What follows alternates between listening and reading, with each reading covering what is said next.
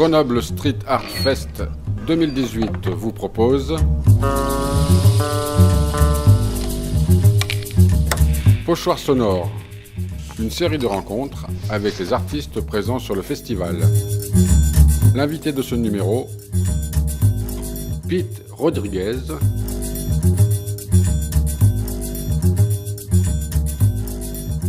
Eh bien c'est parti, bonjour à tous, nous sommes en compagnie de Pete Rodriguez qui a posé ses pinceaux, ses bombes au 106 rue d'Alembert pour nous faire une fresque qui est très classique. On va en parler avec lui, on va voir qui il est, d'où il vient et ce qu'il nous a proposé. Pete, bonjour. Salut.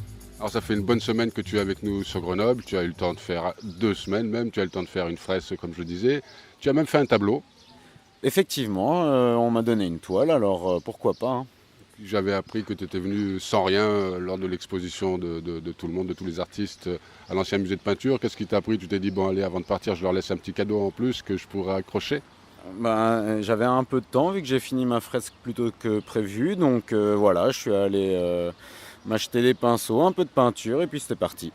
Pour un petit business ou simplement pour le plaisir? Bon, pour le plaisir, hein. D'accord. Voilà. Alors, tu es belge, hein, tu as un cousin francophone, mais est-ce qu'on peut dire que tu es belge puisque tu connais très bien la France? En fait, je suis un gros menteur parce que je suis né à Montpellier, mais ça fait 18 ans que je suis en Belgique, donc voilà, je suis français sur papier, belge dans le cœur. Les Belges t'ont bien accueilli, tu les as bien réceptionnés, enfin comment s'est passé le contact avec eux, avec les artistes belges? Oh, avec les artistes belges, ça se passe super bien, hein. En Belgique, il y a beaucoup d'autodérision et les gens sont chaleureux, donc tout se passe super bien. C'est la première fois que tu venais pour peindre en France, par contre tu es sorti en Allemagne, tu es sorti en Italie. Effectivement, je suis allé à Berlin à l'arrache et pareil, on a été super bien accueillis. On a pu faire 2 fresques avec mon ami Spire du collectif Propaganza dans lequel je fais partie. Et puis pareil, avec un autre complice, on est allé à Palerme chez des amis faire une petite fresque dans une chambre. Ça veut dire que tu as l'habitude de travailler en binôme, en trinôme, ou qu'est-ce que tu préfères seul? Comment ça se passe? Un peu tout. J'aime bien travailler seul pour être dans mon propre univers. Et puis après, j'aime bien aussi m'associer aux autres et essayer de combiner nos forces et créer quelque chose de nouveau à chaque fois. Alors pour en venir à la petite création que tu as fait sur toile, enfin c'est même pas une toile, c'est un support bois je crois d'ailleurs, hein. Oui, non, c'est une toile classique avec un châssis en bois. Voilà, j'ai représenté l'extase de Sainte Thérèse d'Avila, de ce superbe sculpteur Le Bernin, Bernini.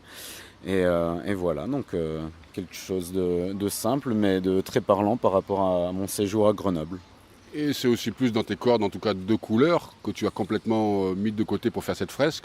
Habituellement tu es plus dans le noir, le blanc, le gris. Là sur la fresque tu es passé à des couleurs plus tendres, je dirais presque, hein. Ouais, un peu plus chaud, un peu plus tendre, mais c'était allé, vu que c'était aussi un espèce de cadeau que je fais à la ville, je cherchais aussi à mettre un peu de couleur pour égayer le tout, chose que voilà, je peux très bien comprendre que le noir et blanc, c'est pas toujours accessible, donc voilà, si j'offre quelque chose à la rue, autant le mettre en couleur, puis pourvu que ça reste, voilà.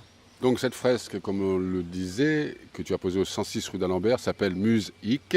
C'est un diptyque, enfin je dirais presque... Ouais, une statue de marbre représentant une jeune femme au regard baissé, quelque chose de tendre aussi, mais donc oui, c'est une association entre un violon et cette statue, et les cordes du violon vont se connecter à un poteau électrique. Et voilà, donc grand symbole de connexion à la fois avec la musique, à la fois avec le sujet et tous les Grenoblois que j'ai pu rencontrer jusqu'ici. Alors c'est parce que tu as je dirais presque une fibre plus classique que tu t'es penché là-dessus, parce qu'habituellement c'est quand même plus du surréalisme. Ouais, non, allez, il y a toujours le côté surréaliste, mais le traitement est assez classique et en même temps il y a un peu les codes de plusieurs styles en même temps. Donc voilà, il y a aussi un côté graphique à l'arrière avec un bout de sphère, juste une ligne, enfin voilà, juste des éléments qui viennent appuyer et mettre en lumière pour le coup, là, la tête de la statue. Mais et voilà, et la construction, elle est plus inspirée des natures mortes. Donc voilà, c'est vraiment un melting pot de plein d'influences et ben faut aller la voir maintenant. Alors au départ, je pensais que la surface allait te poser un peu de problème parce qu'elle n'était pas complètement lisse, mais à la fin, ça fait quelque chose de superbe, on dirait pratiquement une mosaïque. Tu t'attendais à ce résultat-là? Pas du tout, mais en fait, quand on m'a envoyé la photo du mur, je le voyais complètement lisse. Et en arrivant devant, je vois que c'est un crépi, donc avec plein de creux. Et au final, ça a été assez agréable à travailler. Et le résultat qui donne cette impression de craquelure, voire de bouchon de liège, est très intéressant et amène une force au sujet. Voilà. Comment tu travailles, toi? Tu travailles à la bombe, tu travailles au pinceau, tu fais un mix des deux, tu as peut-être l'aérographe. Comment est-ce que tu t'es dit, je vais aborder ce travail? Alors je pensais le faire rien qu'à la bombe, mais ça m'arrive aussi de venir mettre quelques coups de pinceau. Donc voilà, après c'est vraiment en fonction du temps que j'ai, en fonction de la surface, en fonction de mes envies. Je fonctionne beaucoup au feeling. Par exemple, là, pour faire ce travail seul, il t'a fallu combien de temps? Il m'a fallu 3 grosses journées et quelques heures le 4e jour. C'était surtout la signature qui m'a qui m'a pris du temps. Mais donc voilà, donc ça a été beaucoup plus vite que prévu et tant mieux, comme ça j'ai pu profiter du reste de Grenoble et puis aussi aller faire une petite composition avec Arepo à Fontaine, à côté de cette clique de contre-attaque, je crois. Si je me trompe, je m'en excuse. Mais donc voilà, j'ai pu me balader et faire d'autres choses aussi en même temps. Pete, qu'est-ce qui t'a amené au graphe, toi? Alors, il n'y a rien qui m'a amené au graphe. Comment le graphe est venu à toi? Ouais, enfin, allez, c'est pas du graphe, on va dire l'aspray. C'est bêtement mon collègue d'atelier, parce que je travaille essentiellement sur toile, qui un jour m'a dit allez, viens essayer. Et puis, ça a été le coup de foudre, et depuis, j'ai pas lâché. Et puisque tu faisais de l'atelier avant, ça veut dire que tu viens d'une école de beaux-arts, tu es carrément autodidacte ou tu avais des petits trucs depuis que tu es jeune où tu t'es dit c'est vraiment quelque chose qui m'intéresse? J'ai toujours un peu gribouillé avec un bic, mais ça faisait très BD. Et puis non, sinon, je viens du monde de l'hôtellerie-restauration que j'ai vite abandonné pour aller dans la publicité sans avoir envie de travailler là-dedans, mais c'était juste le processus créatif qui me plaisait bien. Et lors de ma dernière année, je me suis essayé au Posca un petit peu et puis justement mon collègue d'atelier qui peignait déjà au pinceau m'a donné envie d'essayer et voilà, pareil. Pendant un mois, j'ai gratté ma première toile et j'ai su que je voulais faire ça. Alors cette fresque que tu as exécutée, qui est quand même presque un 3x4, un 4x4. C'est un 9x5. Pardon. Ouais, non, c'est mon premier grand mur, entre guillemets. Mais c'est pas encore très grand, mais donc, ouais, non, c'est une belle première. Et puis voilà, venir ici aussi, c'était la première fois que je me déplaçais tout seul. Et voilà, super expérience, énormément de rencontres et je crois beaucoup de souvenirs qui vont rester en tête. Ouais. Alors qu'est-ce qui pouvait peut-être au départ pas te rebuter mais te faire peur sur cette grande surface? Et puis au bout du compte tu t'es dit non, en fin de compte ça s'est passé comme une lettre à la poste. J'ai le vertige. donc ouais, non, mais allez, on s'habitue. C'est plutôt le balancement de la nacelle quand on arrive aux 8-9 mètres qui commence à faire suer. Mais non, là je crois que je suis prêt pour aller encore un peu plus haut. Ouais.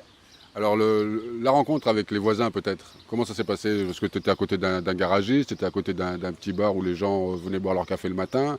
À côté il y a un groupe de réflexion de femmes. Tous ensemble vous avez pu discuter sur cette œuvre, comment ça s'est passé?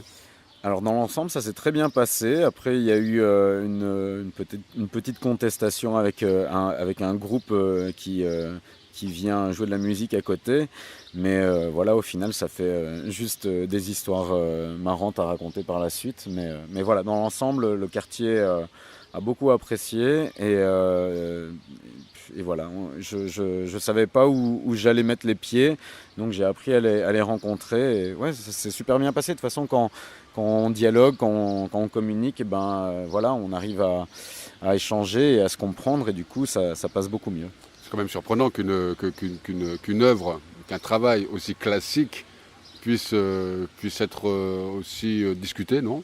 Toi Ben qui viens d'un pays où on est dans le surréalisme total et on associe des formes et des éléments complètement disparates pour faire un tableau génial, se retrouver avec quelque chose où il y a une statue et un instrument et qui fasse autant parler.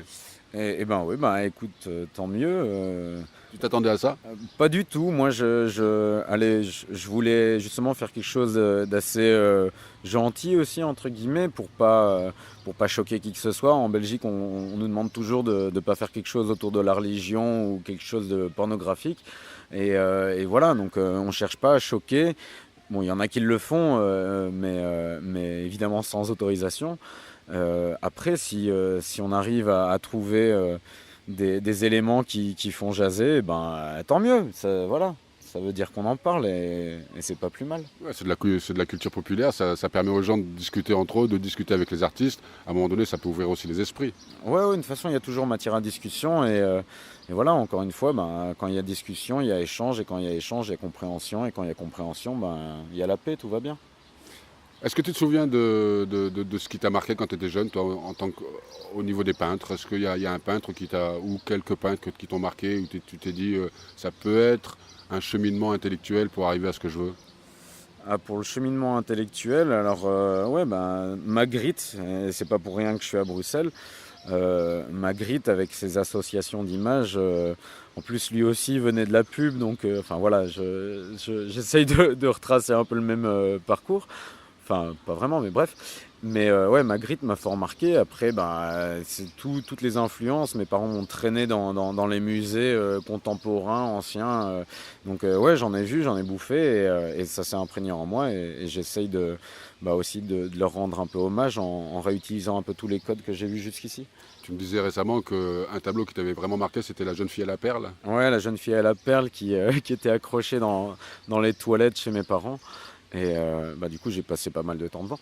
Mais non, ouais, On voit quand même un petit peu dans le personnage que tu as peint, un petit peu de cette air tendre, à la fois en pleine réflexion. C'est pas exactement ce qui s'y passe. ouais, tout à fait. Bah, allez, d'habitude, je fais des choses qui sont beaucoup plus dures, beaucoup plus ternes, mais parce que voilà, c'est sur toile et c'est mon moyen d'expression. C'est un peu comme une thérapie, en tout cas, ça l'a été au début.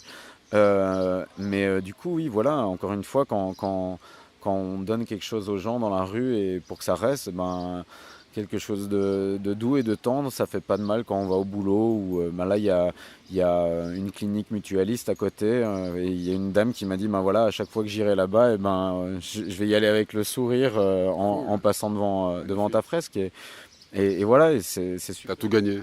Bah ouais, j'ai tout gagné à venir ici et je suis venu sans crainte et je vais repartir très heureux et j'espère revenir très bientôt. Alors là, tu es dans le 4e festival Street Art 2018. Pour toi, c'est quoi le street art en règle générale C'est une très longue question, mais je sais pas, juste venir s'exprimer dans la rue, c'est dur à expliquer, mais et à la fois ça peut être très simple, c'est juste venir poser un message ou coller ou refaire une image qu'on aime bien ou Parce que j'ai l'impression que moi, le street art aujourd'hui, en 2018, c'est moins revendicatif et c'est plus esthétique. C'est vrai aussi, mais encore une fois, allez, moi j'ai cherché à faire quelque chose de pas trop dur, on arrive quand même à jaser derrière et donc voilà, donc je sais pas, moi j'ai pas envie de faire passer des messages ou quoi, il y a des gens qui s'en chargent et si j'arrive à en faire passer malgré moi, et ben tant mieux, mais je sais pas, c'est quelque chose de tellement personnel et de difficile à expliquer. Allez, si je pense, parce que j'ai l'impression de ne pas pouvoir m'exprimer assez bien, voilà, j'espère que mes peintures parleront d'elles-mêmes. Donc pour aller voir tes peintures, en dehors de ce que tu as fait à Grenoble, où peut-on s'orienter? Vous pouvez aller sur les réseaux sociaux ou sur mon site pitrodriguez.com.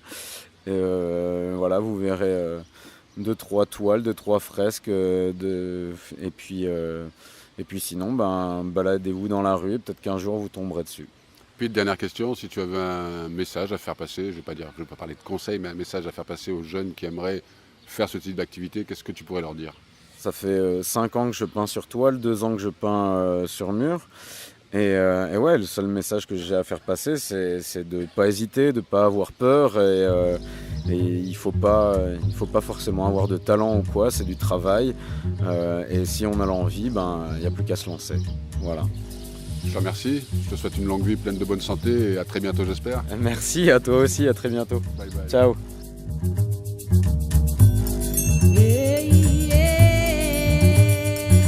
Ce numéro de Pochoir sonore est terminé. Réalisation Bruno Ravinsky pour Space Junk Art Centers. À très bientôt pour une nouvelle rencontre.